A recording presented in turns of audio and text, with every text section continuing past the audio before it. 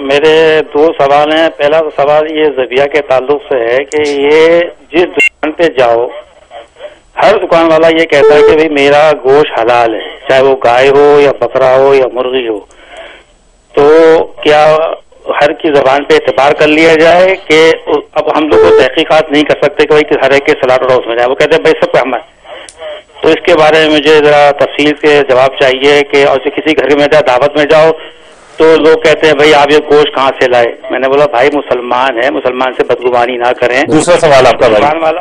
اور دوسرا سوال یہ جو ابھی حضرت نے فرما رہے تھے عورتوں کے تعلق سے، اگر ایک عورت بے نقاب سامنے سے جا رہی ہے، اگر میں اس کو نظر پڑ رہی ہے تو میں گناہگار بنوں گا کہ عورت گناہگار پڑے گی؟ کہ جہاں شیطان ہے تو انسان تو چاہتا ہے پہلے لڑکی کو دیکھے. بہت شکریہ آپ کے سوالوں کا. دونوں سوالوں سے بھی ہم مفتی صاحب سے دین کی نام پہ رہنمائی لیتے ہیں. مفتی صاحب یہ بھی ایک بڑا مسئلہ ہے کہ ہم جس طرح میں نے پہلے عرض کیا کہ ہم سپر مارکیٹ سے 99 سینٹ کا پاؤنڈ لینے کی بجائے ہم $2 کا پاؤنڈ لیتے ہیں حلال میٹ والی دکان سے. اب وہ حلال ہے کہ نہیں ہے؟ اگر وہ حلال ہے تو ٹھیک ہے، اگر وہ حلال کے نام پہ پیسے بھی زیادہ لے رہا ہے اور ہمیں نان ذبیحہ دے رہا ہے تو گناہگار کون ہے؟ پہلا تو یہ سوال. بالکل بہت اچھا سوال ہے، اور یہ واقعی اس کی بالکل پریکٹیکلی یہ اس کا فیس کرنا پڑتا ہے کہ ایک مسلمان نے کہہ دیا کہ حلال ہے، اب وہاں پر جو وہ کھوج لگائیں کہ نہ لگائیں.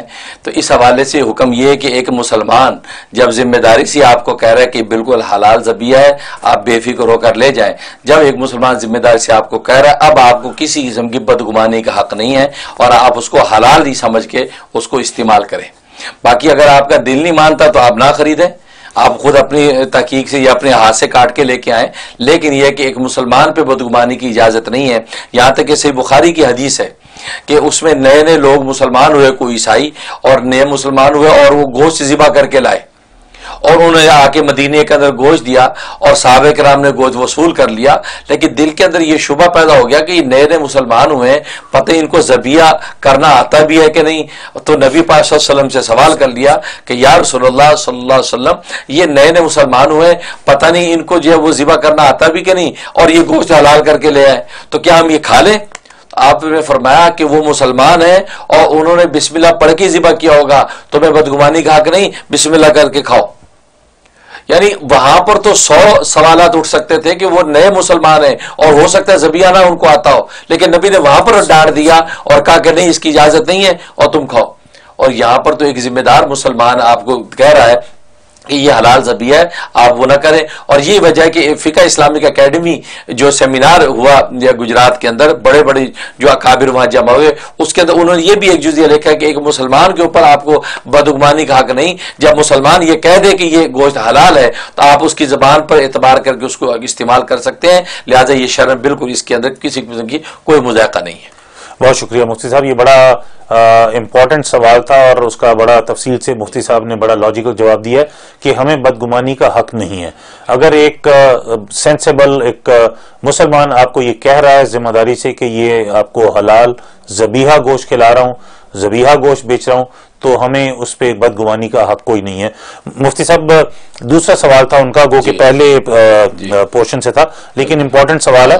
انہوں نے فرمایا کہ جی جہاں تک دوسرے سوال کا تعلق ہے تو اس میں یہ ہے کہ وہ اسی وجہ سے شریعت قرآن نے آپ کو غض بصر کو حکم دیا ہے کہ آپ نگاہ نیچے جھکائیں. اگر کوئی عورت سامنے سے آ رہی ہے اور ننگے چہرہ ہے اور آپ کی نگاہ پڑی تو اس لیے حدیث میں فرمایا کہ پہلی نگاہ آپ کی معاف ہے، پہلی نگاہ آپ کو معاف ہے، اب آپ نگاہ جھکا لیں. اب اگر اپنے دل کی چاہ سے دوبارہ دیکھا اب آپ گناہ گار ہوں گے، کیونکہ قرآن نے آپ کو غض بصر کو حکم دیا آپ اپنی نگاہ نیچی رکھیں.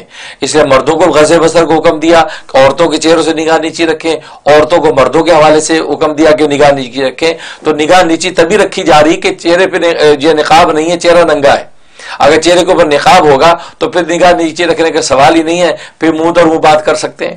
اس لیے پہلی نظر اچانک نظر آپ کو پڑ گئی تو وہ آپ کے لیے معاف ہے، لیکن یہ کہ دوسری جو نظر ڈالیں گے اپنی خواہش سے اس کا گناہ آپ کو ہوگا. اور جس کا چہرہ ننگا ہے وہ تو شریعت کے مطابق وہ کیونکہ میں نے کہا کہ وہ چہرہ صدر میں داخل نہیں ہے، وہ اس پہ عمل کر رہی ہے تو گناہگار آپ ہیں، وہ نہیں ہے.